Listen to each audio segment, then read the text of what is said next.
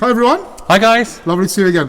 We're back for more art and olfaction sniffing. Yes. And exploration. Yes. Today, I mean, another perfume I've not smelled yet. You may have done. I have. He has. And we just were discussing buy a perfumer that we already know. Yes. A little bit, but in a context that we don't know him in. Yes, exactly. Which is exciting. Tell us more. So we are carrying on our exploration of the finalists of the Art and Olfaction Awards. This is Hora de la Verdad Sombra from Senyokô, which is not a house I knew at all before. So Senyokô is a French house which obviously takes inspiration from Japanese culture, fused with avant-garde elements from literature, fine arts and music rooted in both Eastern and Western cultures.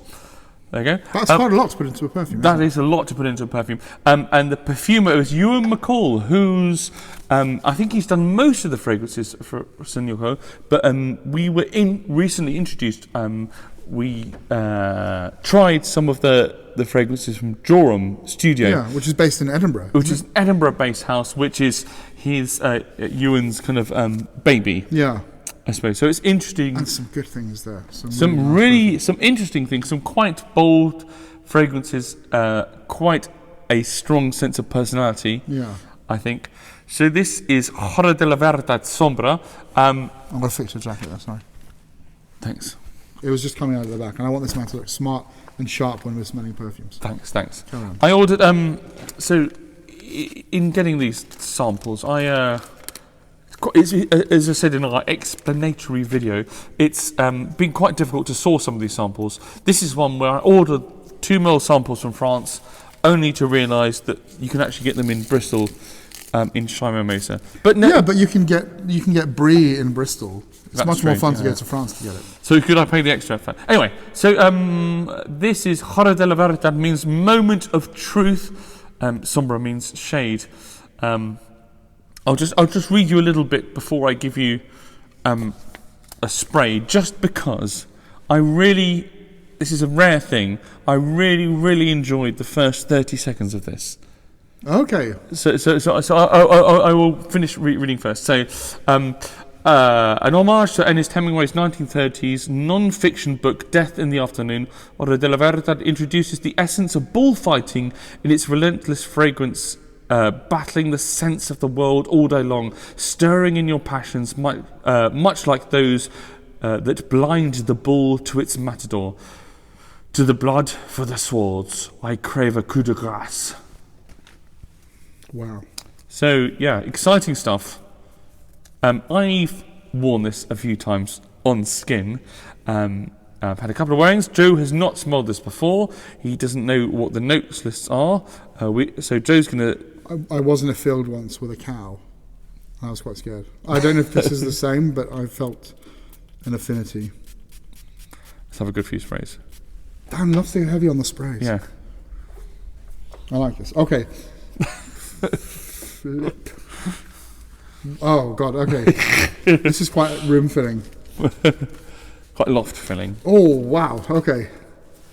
I say wow in a really good way because I like that. But wow. Do you see what I mean? Like, it's just soak in those 30 seconds. Yeah. Filthy fresh. Yes, exactly. It's such a, like... It's not good. There's it's definitely deep, dark, dank and animalic, and yet bright and spring-like somehow, and aromatic.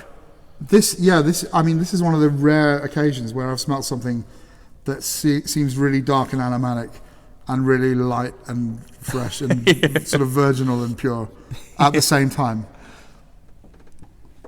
And I'm getting a lovely little bit of boot polish coming in already, which is one of my favourite smells on earth. That I think that will become more so later. It's just it's really bold. It's just a wild first 30 seconds, isn't it? Oh, it's fantastic though. It's not. I mean, this is not a kind of easy wearing blind buy. Just chuck it on. This is special, bold, adventurous in the extreme. But I mean, there's definitely the animalic side and the kind of fresh side. But I also get this. I don't know if you all get this, but I get this peppery metallic quality, which almost felt like gunpowder. I almost got the impression of like a starter's pistol being fired or something.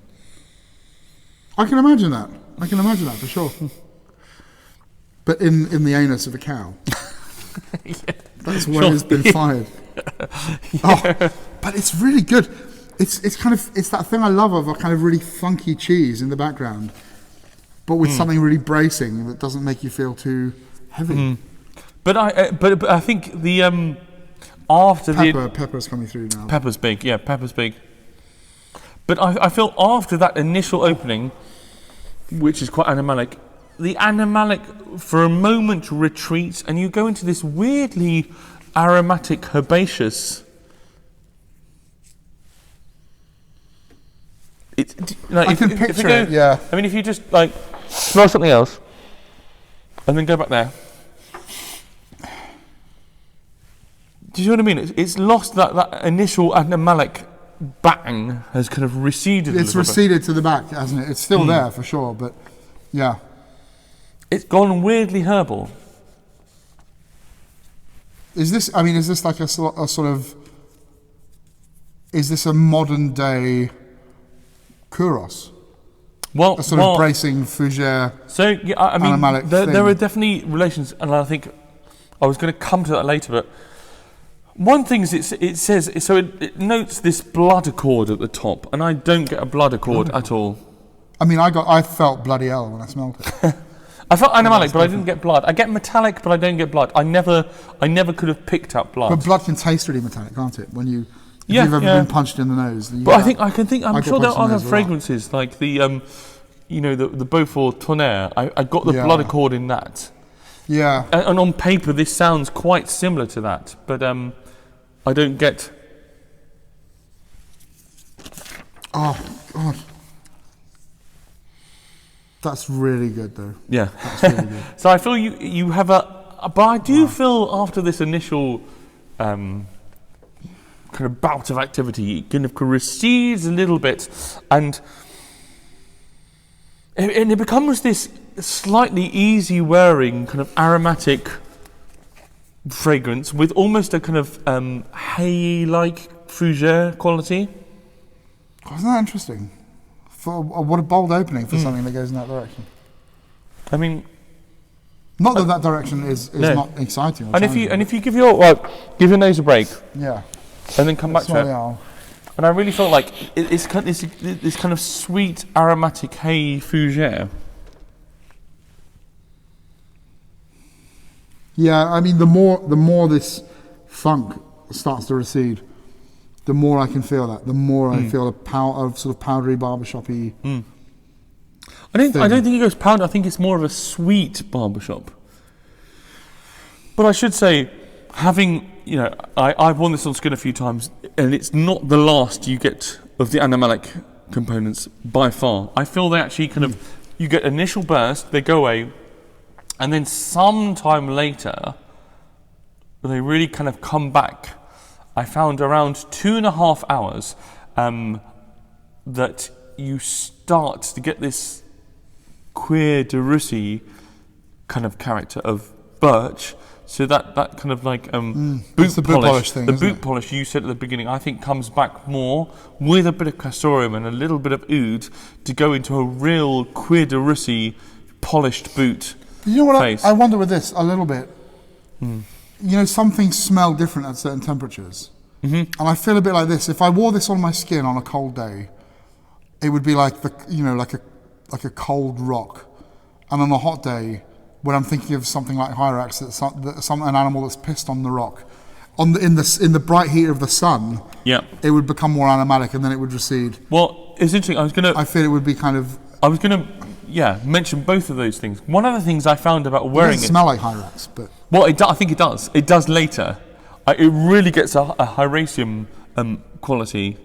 But on skin, when the temperature goes up and down, big time. It's going to be more animalic. I would say, less animalic. And also, but one of the feelings I got generally about wearing it on skin is I got a feeling of heat. And when we tried Marbet by Eris, that Antoine Lee fragrance, I said, there's which is quite an aromatic fragrance, that when you put it on your skin, you get a feeling that your skin is actually hot. And I got that with this kind of like, warm spice quality to it. As I say, 2.5 hours, I found quidarissy, birch, little bit of oud, certainly castoreum started to come through. I can imagine and that carried on about to the 2.5 to 4 hour point. But then around 4 to 6 hours, it became more Hyraceum-y and more civety, and into that kind of like hamster cage. Oh yeah. Pissy hamster cage quality. I can imagine that. I mean, I need to wear this on skin for a while and see how that goes. On here, I'm still in the fresh funk sort of side of things. Yeah, but it's developing stuff all the time, and I'm picking up more and more as I go. God, it's really bold, isn't it? It is bold. I'm not sure. When I wore it on skin, it wasn't. I don't know. I'm judging this as somebody who likes quite big, bold aromatic fragrance. I don't think it is quite as bold as Hyrax, for instance. No, I mean I never wear that. I've got a bottle. Yeah, that's the problem. I just never wear it because it's more in I would say. I think this is a wearable thing. The level of filth is closer, I would say, to something like Mabet by Eris. But the only thing with that Mabet is I felt Mabet was so familiar of the Kouros, that Animalis accord. Whereas this feels a bit different, a bit more original. It feels quite modern. Yeah. Despite maybe having sort of animatic, funky things that you might associate with vintage, real vintage. It doesn't feel. No, it doesn't feel vintage. It feels. I mean, the only thing 20th, not 21st century, by the way. I love it. I can't quite see myself wearing it.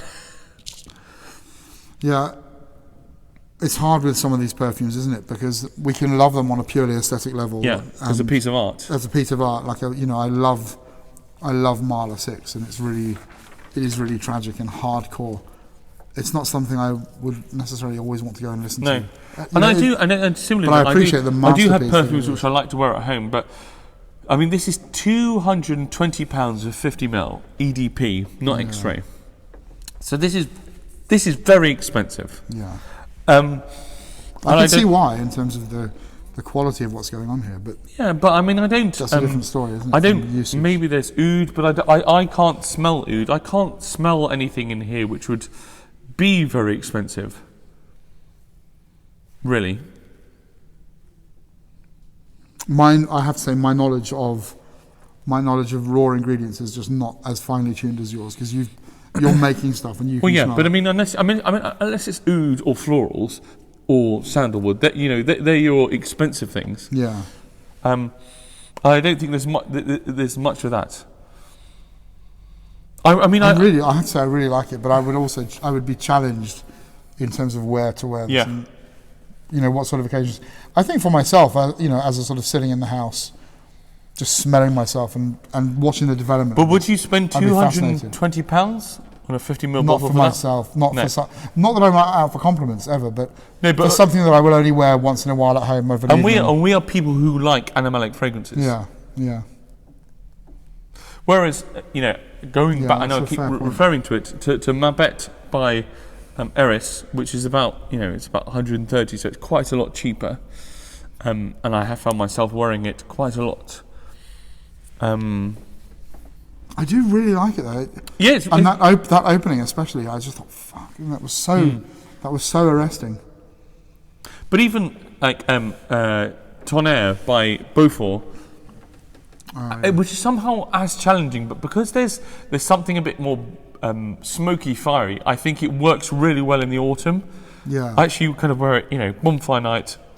Perfect. It kind of works well, whereas this. Or if you're like reenacting the Battle of Trafalgar. Yeah, which I do Tuesday lunchtimes normally. Yeah, I do it on Wednesday. I do like it. It's good. I do like it. It's good perfume. It's really. I'm struggling here because I'm thinking, would I buy this? Would I spend that money to buy this to wear for myself occasionally as a sort of indulgent thing? And I probably wouldn't. It's good though. But it is good. It's fucking good. It's good perfume making. It's interesting. It's bold and it has something to say. It has personality. It's interesting because I thought I am a fan. You know, you and McCall, when you can see our quite recent video on Drawroom Studios, and we were really quite interested in several of the. I really like that rose one.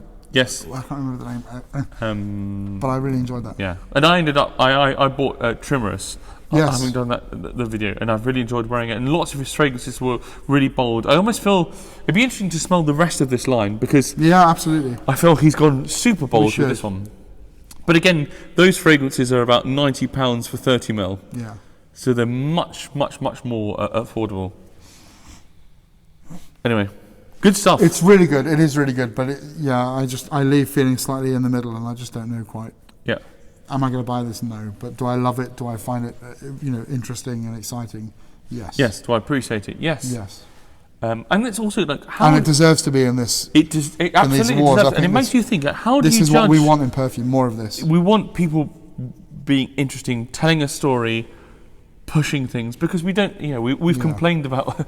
I think last year there were some releases which I felt were a bit on the safe side, and I thought, why do you bother? Yeah. So, I suppose we can't complain about those and then criticise about something being too adventurous. No. What is it about? Is it about telling an olfactory story or making something you can wear? I think we should feel no responsibility whatsoever. Yeah. We should feel no responsibility here whatsoever for whether people choose to like something, wear something. Yeah. It's up to you. Go and smell it. We're not here to advertise to you. We're not advertising. Yeah. We're talking about perfume that we are interested in, and this is the discussion we'll have here and in the pub. So you have to make up your own minds. Yeah. I wouldn't personally buy this for myself. But I've you may love wearing this every day. I've really enjoyed rock smelling your it. world. I've enjoyed smelling it. I think it's fantastic, and I think more of this perfume making needs to happen in the world. But we won't pay for it. We're not going to pay for it. But that's so. We bought the samples, but we won't. But it's so irrelevant because you do what you want to do, and we disagree sometimes on things. Sometimes we agree. I think we're both on the same page on this. There we go. But you do you. I think that's really good. There we go. And my nose is spent. I think we've drawn some conclusions then. Yeah. So until next time. Bye. Happy sniffing.